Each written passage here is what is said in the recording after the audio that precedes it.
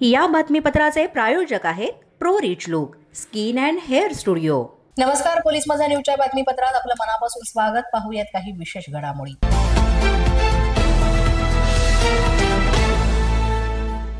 आता खरीप हंगाम जवळ येत असल्यानं शेतकऱ्यांना कृषी निविष्ठा वेळेवर आणि गुणवत्तापूर्ण उपलब्ध व्हाव्यात, खरीप हंगामात बोगस खते आणि बियाणांची विक्री होऊ नये याकरिता जिल्हा स्तरावर एक आणि प्रत्येक तालुका स्तरावर एक एकूण 16 भरारी पथकं तयार केलेली आहेत। या पथकांमार्फत बोगस खते आणि बियाणे विक्रीला आळा घालण्यात येणार आहे। जिल्ह्यामध्ये खरीप हंगाम सुरू होण्यापूर्वी मागणीनुसार बियाणे आणि खते शेतकऱ्यांना मिळण्यासाठी तालुका स्तरावर सूक्ष्म नियोजन केलं जात आहे। शेतकऱ्यांची फसवणूक करताना कुणी आढळल्यास भरारी पथकाच्या माध्यमातून अचानक धाडी घालून वेळोवेळी तपासण्या केल्या जाणार आहेत। शेतकऱ्यांनी घाबरून जाऊ नये। सक्तीची कृषी निविष्ठाची लिंकिंग शेतकऱ्यांना केल्यास तात्काळ कायदेशीर कारवाई करण्याच्या सूचना देण्यात आलेल्या आहेत।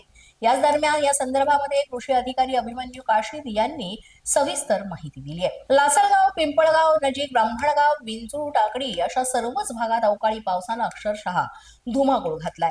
जोरदार पावसामुळे सर्वत्र वादळी वारे आणि विजांच्या कडकडाटांसह जोरदार बॅटिंग सुरू आहे। तसंच काही ठिकाणी झाडे उन्मळून पडलेत, तर पावसामुळे लासलगावमध्ये काही ठिकाणी दुकानातही पाणी शिरलंय, घरातही पाणी शिरलंय। 1 ते 1.5 तास आलेल्या या अवकाळी पावसानं जनजीवन पूर्णपणे विस्कळीत झालं। पाऊण ते 1 तासामध्ये साधारण 700 मिलीमीटर पावसाची नोंद करण्यात आलेली आहे। आठवड्याभर सर्वच ठिकाणी पावसाचा धडाका सुरू असताना सोमवारी संध्याकाळी मुसळधार पाऊस झाला आणि यामुळे परिसर झोडपून निघाला। दुसरीकडे वीज पुरवठा सुद्धा खंडित झाल्यानं नागरिक पुरते हैराण झाले। तसंच यावर्षी शिवनदीच्या पाण्यात सुद्धा मोठ्या प्रमाणात वाढ झाली आहे। महायुतीमध्ये सध्या कुरघोडे चालू असलेल्या पाहायला मिळतात। आपापसातच नेत्यांची भांडणं सुरू आहेत असं वक्तव्य रोहित पवार यांनी केलेलं आहे। माध्यमांशी बोलताना त्यांनी सांगितलं की सध्या सर्वत्र पाऊस मोठ्या प्रमाणात बरसतोय, त्यामुळे शेतकऱ्यांचं मोठं नुकसान झालंय। राज्यात इतरही अनेक समस्या आहेत, मात्र महायुतीतील नेत्यांच्या अंतर्गत वादामुळे राज्याचा विकास थांबला असून याचा त्रास सामान्य जनतेला होतोय। पोलीस माझा न्यूजच्या बातमीपत्रात वेळ झाली का छोट्याशा विश्रांतीची। पाहत रहा पोलीस माझा न्यूज। या बातमीपत्राचे प्रायोजक आहेत pro rich look skin and hair studio. विश्रांतीनंतर पुन्हा एकदा पोलीस माझा न्यूजच्या बातमीपत्रात आपलं मनापासून स्वागत।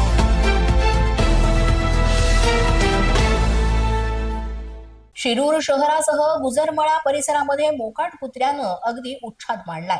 तब्बल यामध्ये 17 जणांना या कुत्र्यानं चावा घेतल्यामुळे शिरूर परिसरात भीतीचं वातावरण निर्माण झालंय।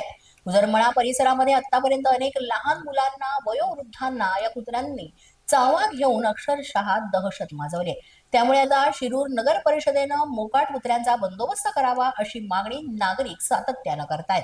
आतापर्यंत शिरूरमधील गुजरमळा कॉलनीतील देवांश पळसकर या 6 वर्षाच्या मुलाचा कुत्र्यानं 3 वेळा चावा घेतला। तसंच 2 पिसाळलेल्या कुत्र्यांनी घराबाहेर खेळत असलेल्या एका 6 वर्षीय ईशांत दारोळे याच्यावर सुद्धा जीवघेणा हल्ला करून त्यालाही चावा घेतला।